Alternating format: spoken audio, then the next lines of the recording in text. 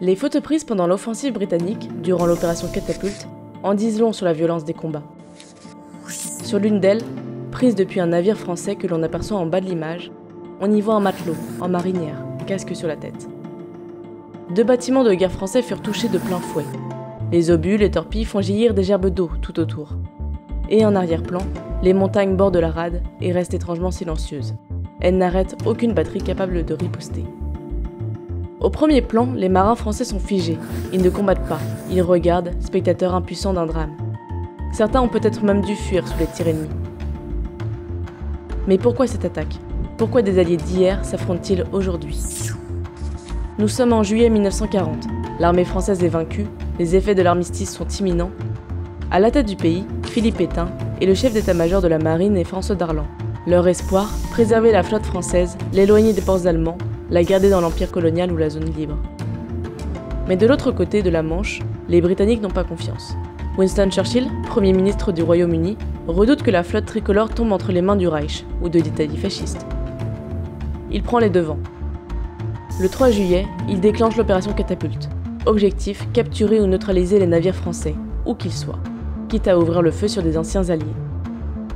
Aujourd'hui, c'est focus sur l'opération Catapulte.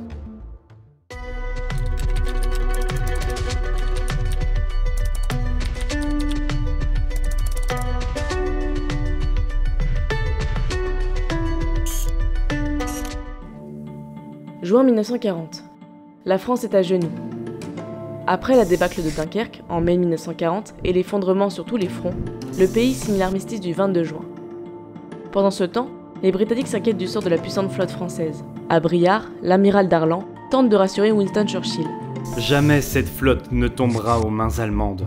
Mais cette promesse reste verbale. Les jours suivants, François Darlan et Philippe Pétain affirment refuser tout armistice qui livrerait la flotte. Pour assurer Londres, des dizaines de navires sont envoyés vers les ports d'outre-mer. Mers el-Kébir, Dakar, Casablanca. Certains bâtiments sont coulés volontairement, sabordés sur les côtes françaises. La marine semble vouloir continuer la guerre, au moins un temps, mais l'espoir s'effondre rapidement. Darlan finit par soutenir l'armistice, et l'ambassadeur britannique quitte la France, signe fort d'une alliance qui se fissure. À la lecture des conditions de l'armistice, Winston Churchill s'inquiète immédiatement. Les ports militaires français sont en zone occupée, et la flotte, puissante, semble à la merci d'Hitler. Churchill l'affirme clairement, cette flotte doit rallier les Alliés, mais en aucun cas tomber entre de mauvaises mains. Or, François Darlan interdit tout départ vers l'Angleterre, convaincu que celle-ci sera bientôt vaincue à son tour. Pour Londres, la menace est claire. Cette marine française pourrait bien se retourner contre elle. Ce que les Britanniques ignorent, c'est que les marins français ont en réalité fait couler volontairement leurs installations dans les ports de la Manche et de l'Atlantique, avant l'arrivée des troupes allemandes. Pourtant, la méfiance l'emporte. Isolée, l'Angleterre ne peut courir le risque. Le 27 juin, soit 7 jours après l'armistice France-Allemagne, Winston Churchill ordonne l'opération Catapulte. S'emparer ou neutraliser la flotte française dans tous les ports, notamment à Mers el-Kébir. Cette décision, perçue comme un acte fratricide par de nombreux marins britanniques, marque une rupture brutale entre deux nations pourtant alliées quelques semaines plus tôt. Nous sommes le 3 juillet 1940. Au matin, un coup de théâtre se prépare dans les ports britanniques. À Plymouth et à Portsmouth en Angleterre, les marins français sont invités par leurs homologues britanniques à partager un moment amical à bord. Un simple pot. Mais ce n'est en réalité qu'un stratagème. Une fois à bord, les Français se retrouvent pris au piège. Les Britanniques s'emparent alors de leurs bâtiments sans combat ouvert, mais avec une froide efficacité. À Plymouth, c'est tout un escadron et quelques morts qui tombent aux mains des Britanniques dès l'aube du 3 juillet. Le même jour, une escadre britannique commandée par l'amiral Somerville se présente devant la base navale de Mers el-Kébir, près d'Oran, en Algérie. Elle a reçu une mission délicate, presque impensable. Neutraliser la flotte française pour l'empêcher de tomber aux mains des Allemands. Somerville transmet un ultimatum au vice-amiral Marcel Jansoul, commandant de la base navale française. 4 options s'offrent à lui. Rallier les Britanniques dans la lutte contre l'Allemagne, s'aborder les navires, ou bien les conduire dans des ports sûrs, britanniques, américains ou antillais pour les désarmer. La 4e option, celle des ports américains, était subtile mais importante. Les États-Unis étaient encore neutres. Cela aurait permis de sauver l'honneur sans rompre l'armistice fraîchement signé. Mais tout est affaire de communication et de méfiance. Selon certains témoignages, notamment celui du diplomate Kammerer, le gouvernement de Vichy aurait volontairement brouillé les cartes, en laissant croire que l'ultimatum imposait un choix impossible, se rallier ou se saborder. De leur côté, les marins français affirment que Marcel Jansoul envisageait bien de couler la flotte, ou au moins la saboter. Les négociations piétinent, l'ordre tombe sec et terrible. ouvrir le feu. Winston Churchill a dit ce jour-là: Mers el-Kébir fut une nécessité de ma politique intérieure qui a fait comprendre au peuple britannique que je voulais transformer une énorme machine de guerre et mener la lutte jusqu'au bout. Il est environ 17 h. Les navires français, à l'ancre mal positionnés pour se défendre, sont brutalement pris pour cible. Les tirs pleuvent. Très vite, les dégâts sont considérables. Le croiseur de bataille Dunkerque est gravement endommagé, le cuirassé Provence est touché, le contre-torpilleur Mogador est mis hors d'état, et surtout, le cuirassé Bretagne explose, puis chavire. À lui seul, il entraîne avec lui près d'1 millier de marins. Seul le croiseur de bataille Strasbourg, escorté par 5 contre-torpilleurs, parvient à s'échapper. Heureusement à Alexandrie, en Égypte, l'histoire se déroule tout autrement.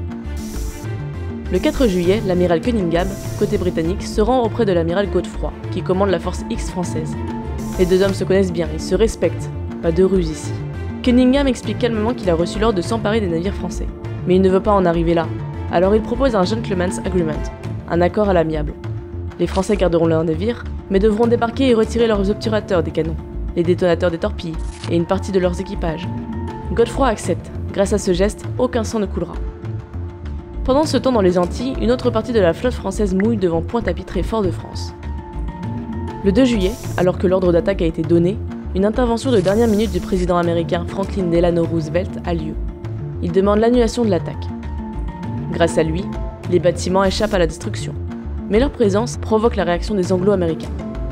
La Martinique est totalement encerclée, un blocus est imposé, l'île manque de tout. L'opération Catapulte a laissé une trace profonde. En France, cela a été vécu comme une trahison, une blessure, et a sérieusement entamé, pour ne pas dire brisé, la confiance envers les Britanniques. Cela dit, tout n'a pas été perdu. À partir de cette date, presque toute l'Afrique équatoriale française a fini par se rallier à la France libre. Les engagements dans la France libre ne chutent réellement qu'en septembre 1940, soit plusieurs semaines après l'opération.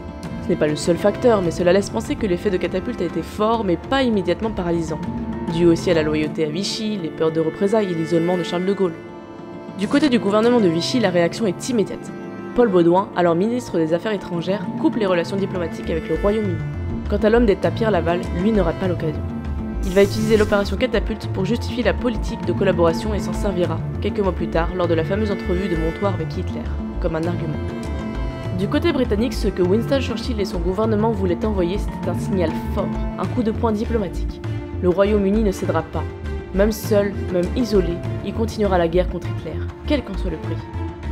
À Londres, le général de Gaulle a rapidement pris la parole à la radio.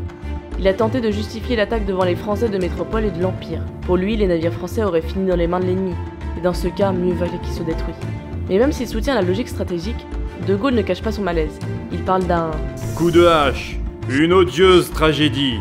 Il voit dans cette opération une décision stratégique douloureuse du gouvernement britannique. Avec le recul, Winston Churchill lui-même admettra son erreur. Il parlera de l'un des pires malentendus de la guerre. C'était juillet 1940. Sur les quais, personne ne s'attendait à ça. Le cuirassé Bretagne a sombré, frappé de plein fouet. À son bord, près d'1 millier d'hommes ont disparu en quelques minutes, engloutis avec leurs navires. Un silence brutal, après le fracas.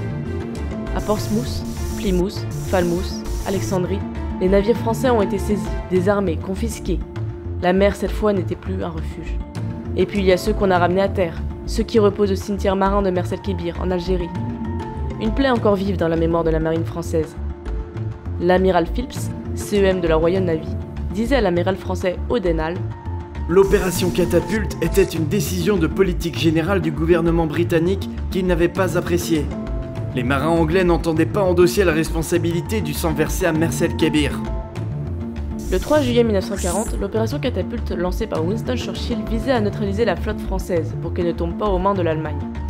Mais à Mers el-Kébir, ce fut un choc. La Royal Navy ouvre le feu sur ses anciens alliés. L'espoir en Angleterre s'effondre alors, laissant derrière lui un ressentiment profond et des stèles en bord de mer pour ceux qui ne sont jamais revenus. Dans le roman La promesse de l'aube, au chapitre 34, l'auteur Romain Gary écrivait: Nous arrivâmes à Gibraltar juste à temps pour assister au retour de la flotte britannique qui venait de couler noblement nos plus belles unités navales à Mers el-Kébir. On imagine ce que cette nouvelle signifiait pour nous. Notre dernier espoir nous répondait par un coup bas.